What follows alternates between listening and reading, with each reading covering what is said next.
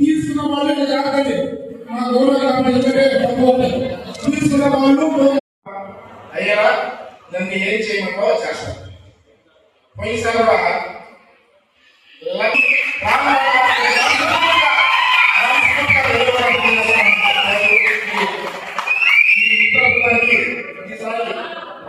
ఇంకా ముందుకు పడుతుంది. ఆలస్యాలు తపాసులుగా లాగిపోయినటువంటి మరి గొప్ప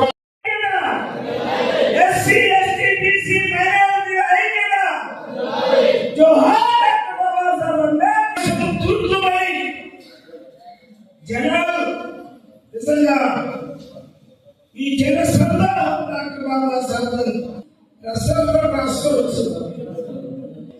హిందువుగా జన్మించిన హిందువుగా మరణించినని బౌద్ధ మతాన్ని తీసుకున్నాడు. బౌద్ధ మతాన్ని కొనసాగించాడు.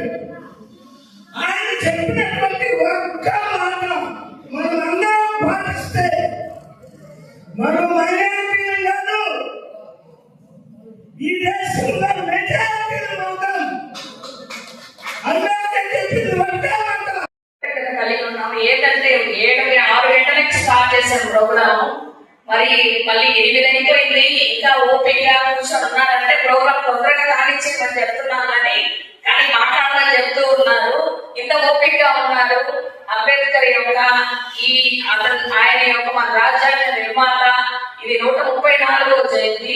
దీని గురించి మనం అందరికీ అవగాహన ఉంది, కానీ ఇంకా కూడా కొంతమందికి అవగాహన అనేది లేదు. కానీ అందరూ తెలుసుకోండి. మీ పిల్లలు కూడా చిన్నతనం నుంచే చెప్పండి. తల్లి చాటు బిడ్డలు ఉంటారు అంటే చిన్నతనం ఒక మతం ఒక కులానికి ఒక మతానికి మనం తల్లు కులం మనం మాట్లాడకూడదు. ఇట్లా కాదు, అందరూ సమానమే. ఎక్కడ కూడా కులాల గురించి మతాల గురించి ఎక్కడా లేదు. అందుకని మనం